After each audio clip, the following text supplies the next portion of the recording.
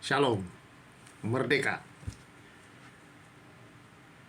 Kita akan bersama-sama merenungkan kemerdekaan ini, saudara-saudara, dengan sebuah ayat dari firman Tuhan, Mazmur 133 ayat yang pertama.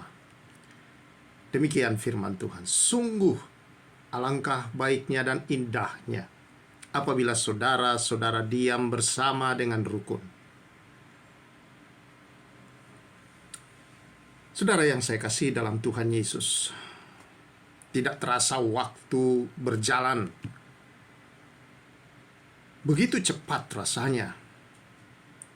Dan tanpa terasa, saudara-saudara, juga bangsa kita tercinta Indonesia kembali memperingati hari kemerdekaannya yang ke-78 tahun.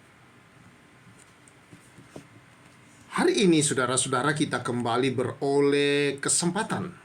Kita memperingati kemerdekaan bangsa kita yang ke-78. Di mana 78 tahun yang lalu, pimpinan bangsa kita, Bapak Insinyur Soekarno bersama Muhammad Hatta, memproklamirkan akan kemerdekaan bangsa Indonesia. Artinya, saudara-saudara, pada waktu itu kita memproklamirkan diri kita lepas dari belenggu tekanan penjajahan bangsa lain, yang artinya perbudakan dari bangsa lain. Dan itu adalah kesempatan bagi kita untuk menentukan masa depan bagi bangsa kita sendiri. Nah, melihat kemerdekaan yang diberikan dan anugerah yang besar ini, saudara, mari kita menengok ke dalam kehidupan kita sebagai orang percaya kepada Tuhan Yesus Kristus tentang kemerdekaan. Dalam hidup Kristiani, kemerdekaan memiliki arti merdeka dari penjajahan atau perbudakan dosa. Hal yang perlu kita perhatikan dan ketahui, saudara-saudara, bahwa kita manusia ketika jatuh dalam dosa itu, saudara-saudara, berada di bawah penjajahan atau perbudakan, diperbudak, dikuasai oleh dosa. Dan itu sebabnya, saudara-saudara, dalam iman Kristiani kita sadar bahwa kita bukan hanya jatuh dalam dosa karena perbuatan, tetapi, saudara-saudara, kita kemudian berada di bawah perbudakan dosa. Nah, merdeka di dalam kekristenan, dalam iman Kristiani, saudara-saudara, itu berarti kita tidak lagi berada di bawah kuasa atau perbudakan atau penjajahan dari dosa. Kita bebas dari kuasa dosa, dan kita bebas daripada penghukuman yang kekal akibat perbudakan dari dosa. Dan di sini, saudara-saudara, kita mengalami satu kehidupan yang baru, yang tentunya hidup yang berkemenangan ini oleh karena Kristus Yesus Tuhan. Kristus berperang bagi kita. Dia mengalahkan dosa. Dia menyelesaikan itu di atas kayu salib. Dan itu berarti, saudara-saudara, ketika dia selesaikan, maka kuasa dosa dikalahkan. Dan setiap yang dipanggil, dikasihi, dan percaya kepadanya mengalami kemerdekaan yang sejati. Karena hanya di dalam kemerdekaan yang diberikan oleh Yesus ada kemerdekaan yang sejati dari dosa. Yesus mengalahkan kuasa dosa dan menganugerahkan kemenangan itu kepada kita. Sehingga saudara-saudara, kita memiliki satu hidup yang baru. Hidup yang memiliki masa depan di dalam Tuhan, hari depan yang mengandung damai, sejahtera, dan cerah. Saudara-saudara yang saya kasihi di dalam Tuhan Yesus Kristus, semua ini hanya bisa temukan di dalam Yesus, kemerdekaan yang sejati. Peringatan Hari Kemerdekaan Indonesia tahun ini kita lihat berbeda dari tahun-tahun sebelumnya. Kita memperingatinya saat bangsa kita dalam keadaan yang sedang saudara-saudara berjuang di dalam berbagai hal dalam mengisi kemerdekaan ini. Berbagai ujian dihadapi, yang cukup berat datang mendera. Virus corona yang baru saja dinyatakan bukan lagi pandemi tetapi endemi telah mendatangkan ancaman, itu krisis ekonomi, bencana-bencana alam yang saat ini saudara-saudara kita hadapi. Akibat daripada itu dia memporak-porandakan perekonomian, ditambah lagi dengan ancaman disintegritas bangsa. Saat ini kita menghadapi juga satu pemandangan yang cukup mengerikan, yaitu pemanasan global dan cuaca yang begitu ekstrim mulai terjadi di beberapa daerah di Indonesia. Saudara-saudara yang saya kasih dalam Tuhan Yesus Kristus, berbagai hal sedang datang menguji akan kemenangan yang dimiliki oleh bangsa ini, saudara-saudara. Belum lagi dari dalam rakyat bangsa ini sendiri ada marak ujaran kebencian terhadap pemimpin bangsa kita, yang bila tidak diatasi dapat mengancam keutuhan NKRI. Inilah momen yang tepat untuk bersatu, bangkit untuk Indonesia. Sebagai warga negara Indonesia, minimal wajib bagi kita berdoa bagi bangsa agar Tuhan pulihkan.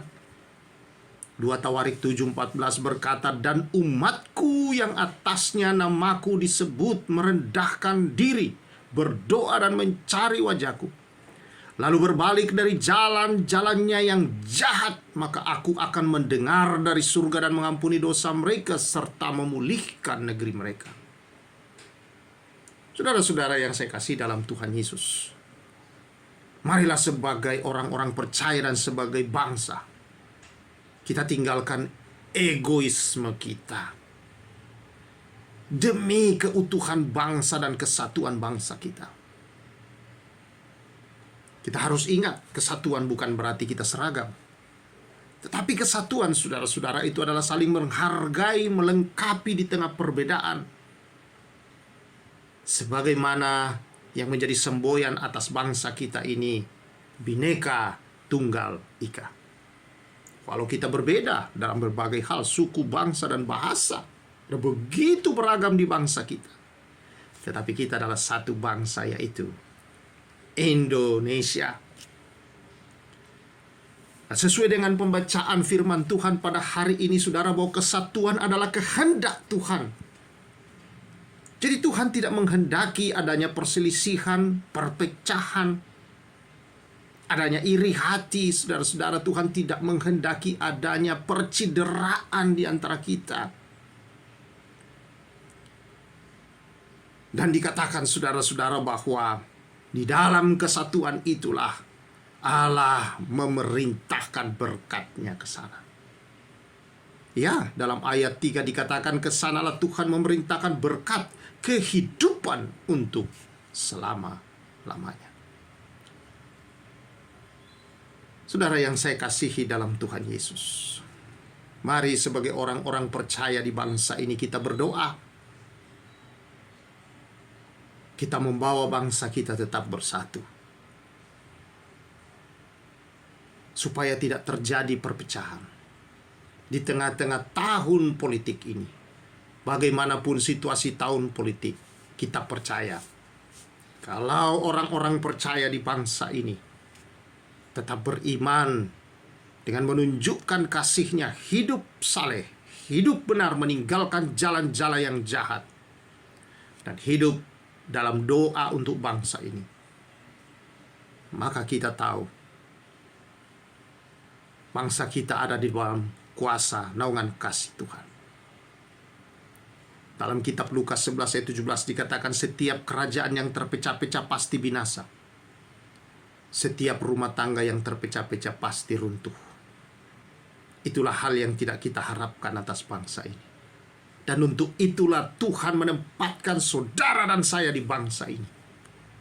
Tegak berdiri dengan iman di dalam doa, karena tidak ada jalan lain untuk mengalahkan segala sistem dunia ini, saudara, kecuali dengan iman dinyatakan dalam doa-doa kita. Kiranya kebenaran ini mengajak kita semua untuk senantiasa, saudara-saudara, mencintai bangsa ini nyata dari hidup kita, dengan kita meninggalkan jalan-jalan hidup kita yang jahat, yang dosa. Karena kita telah dibenarkan dan ditebus, kita orang benar, jalanlah dalam kebenaran, hiduplah dalam doa juga bagi bangsa ini, agar nama Tuhan dimuliakan dan Bhinneka Tunggal Ika tetap terjaga. Maka ke bangsa inilah segala berkat disediakan dan dicurahkan, diperintahkan oleh Tuhan. Tuhan memberkati kita semua. Mari kita berdoa. Terima kasih Tuhan. Bangsa yang kami kasih, Indonesia, 78 tahun merdeka. Ada banyak hal yang dihadapi bangsa ini, tapi kami tahu Engkau adalah Tuhan atas bangsa ini.